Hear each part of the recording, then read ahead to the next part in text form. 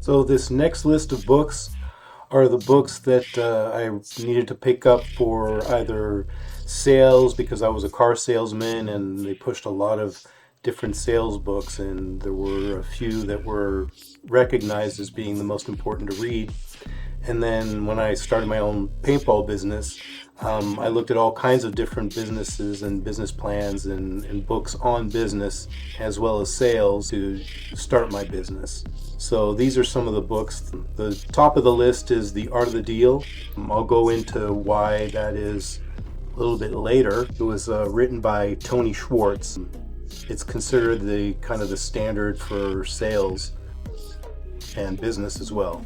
So that's why it's at the top of the list. And then The Power of Positive Thinking by Norman Vincent Peale. That's also considered one of the seminal books for business and sales. Another interesting thing about The Art of the Deal is that the book contains an 11-step formula for business success inspired by Norman Vincent Peale's The Power of Positive Thinking. Next book is The 7 Habits of Highly Effective People. I wonder if that had any influence on the 7 habits for winning at life, right? The next one is The Magic of Thinking Big. David Schwartz, that's a classic. The Success System That Never Fails by W. Clement Stone. Think and Grow Rich, Action Packed, again by Napoleon Hill. Seeds of Greatness by Dennis Waitley. Napoleon Hill again.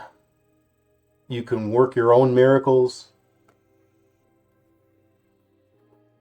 How to Stop Worrying and Start Living by Dale Carnegie. There's a pattern to, the books are not just about business and sales, but also about happiness. I'm going to read a little off of Wikipedia on how to stop worrying and start living. It's a self-help book written by Dale Carnegie, first printed in 1948, so it goes back a ways, but it's still appropriate today. Carnegie says in the preface that he wrote it because he was one of the unhappiest lads in New York. He said he made himself sick with worry because he hated his position in life, which he credits for wanting to figure out how to stop worrying. The book's goal is to lead reader to a more enjoyable and fulfilling life, helping them to become more aware of not only themselves but others around them. Carnegie tries to address the everyday nuances of living in order to get the reader to focus on the more important aspects of life. The book's title is satirically referenced in that of the film Dr. Strangelove. So, a lot of history with that one. And aren't those problems we have today with social media, and we're kind of distancing ourselves from each other? And wouldn't it be nice to enjoy some of the more important aspects of life?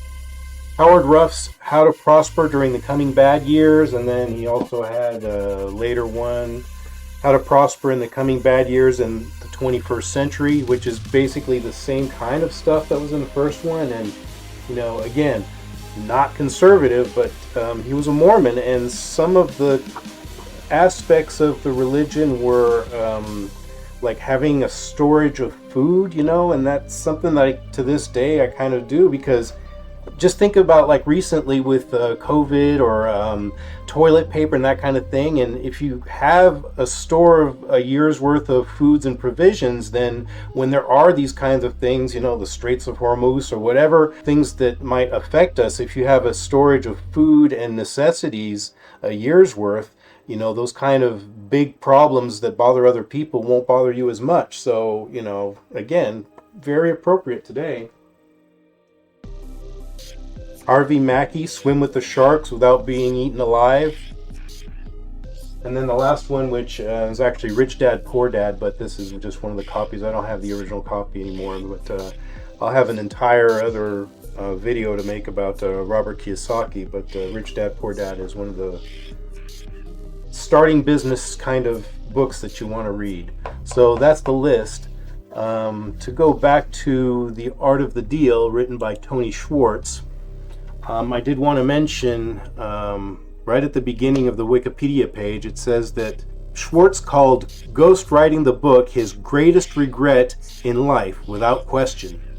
And both he and the book's publisher, Howard Kaminsky, have said that Trump had played no role in its writing.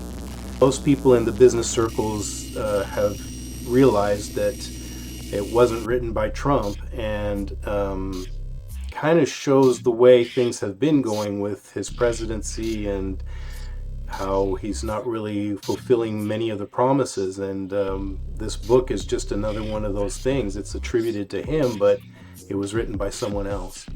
I look forward to seeing you all in my next video about books that are about education. So please join my Skool community and add to the discussion. Thank you.